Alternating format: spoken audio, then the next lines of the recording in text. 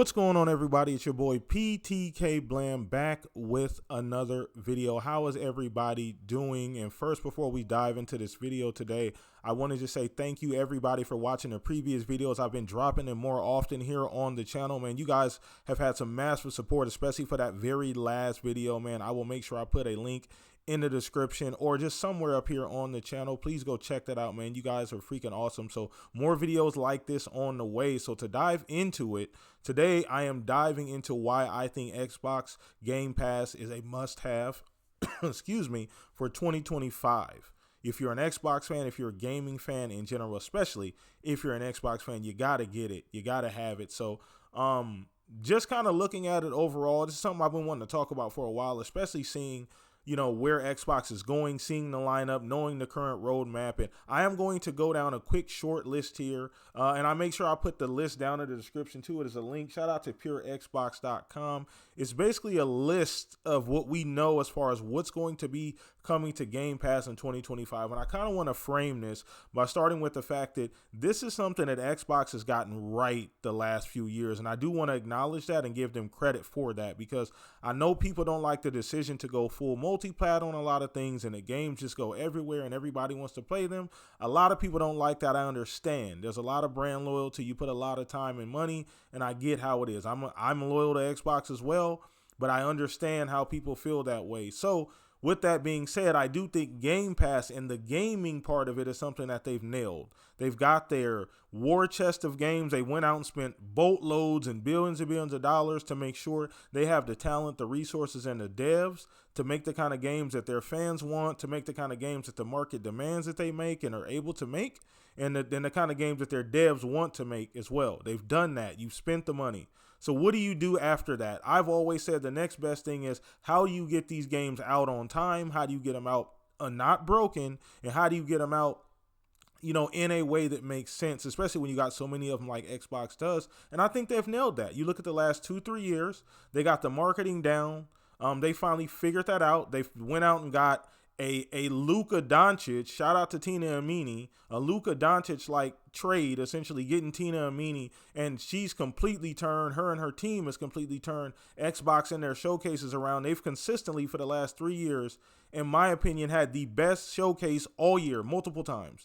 The VGAs last year were really good, but I still think the Xbox showcase was the single best showcase last year as well. And I expect that to be the case this year. They already started off with a bang. The Dev Direct this year was a 10 out of 10, in my opinion, the best one they've done so far. So with all of that being said, let me just go down this list really quick. And I'm not going to go down all the games. I'm just going to go down a few games that are already coming to Xbox Game Pass in 2025. Some of these have already come out. I'm not even going to list the month, but this is just to give you an idea. We got Far Cry New Dawn, Sniper Elite Resistance. These are games I'm looking forward to. We got Avowed, which comes out on the 18th. Atomfall, which is in March on the 27th. South of Midnight, April 8th. Clair Obscur, Expedition 33, April 24th. Doom the Dark Ages, May the 15th. And the rest of this list are games that don't even have dates. Arc 2, 33 Immortals, City Skylines 2, Fable, Frostpunk 2 on console, Hollow Knight Silksong, obviously Mixtape, Manor Lords, Ninja Gaiden 4, Replace, Sleight of Hand, Subnautica 2, Towerborn, Void Train, Winterborough, Wheel World, Wu Chang Fallen Feathers, and that is just up until now. We have not even hit the showcase yet. And obviously that list is going to grow once we get to that point, because a majority of those games would have come out by then, by the time we get to the showcase. So, I mean, I could probably end the video now. That should probably convince anybody with an Xbox, hey, that I need to have this. And I wanted to make sure I gave them a pat on the back, because this is one thing that I applaud, that I feel like that they've gotten right, that they've nailed. They finally got the games down, and Game Pass has obviously been the biggest vehicle for that. And I know some people are not proponents of Game Pass and feel like, well, you don't own the games. As long as I'm paying for it, I always own the games and I always be able to play them. And then with the option of still buying them, so they're not taking anything away from them, I'm still able to access the games I want to play for a flat rate. And as a consumer, value means a lot to me. And in a day and age where things are getting more expensive, value is something that is going away. And to see Xbox still have somewhat of an idea. Let's make sure we provide our consumers, our customers, our fans with value. I appreciate that. My wallet appreciates that. But back to the games, man, that is an awesome lineup.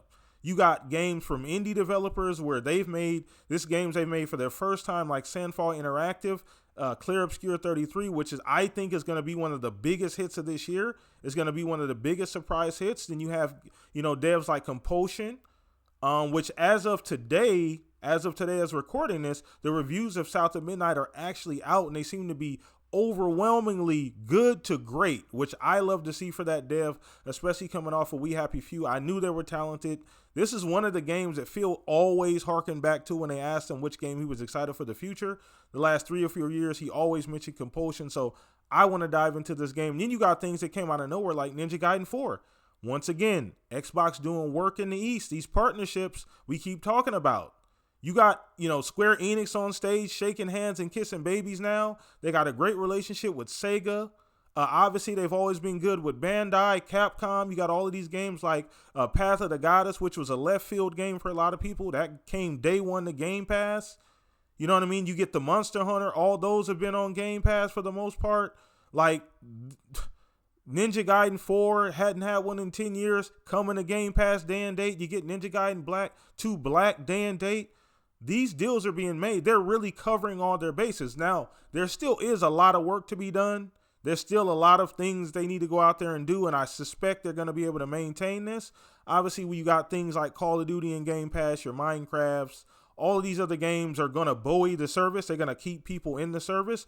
But when you pepper in all this goddamn greatness from first party to second party to third party deals, how could you not want this service? How could you not want this service at all, man? So I'm not going to stand on my soapbox too much longer. I've kind of stayed on my case, man. Once again, I will put the link down in the description to that article. That will give you the list up until now, what we know. Once again, that is purexbox.com. Shout out to them for providing such good information. I'll make sure I put that down there. And last but not least, man, the Shop Podcast will be returning this Sunday, 3 p.m. AZ time, 5 p.m. EST. Hopefully we see you guys this show, the inaugural show back. It's been a couple months and we miss all of you guys. So yeah, man, once again, let me know in the comment section what you guys think about Game Pass. What you guys looking forward to coming to Game Pass in 2025, man? You guys enjoy the rest of your week. Peace out, everybody.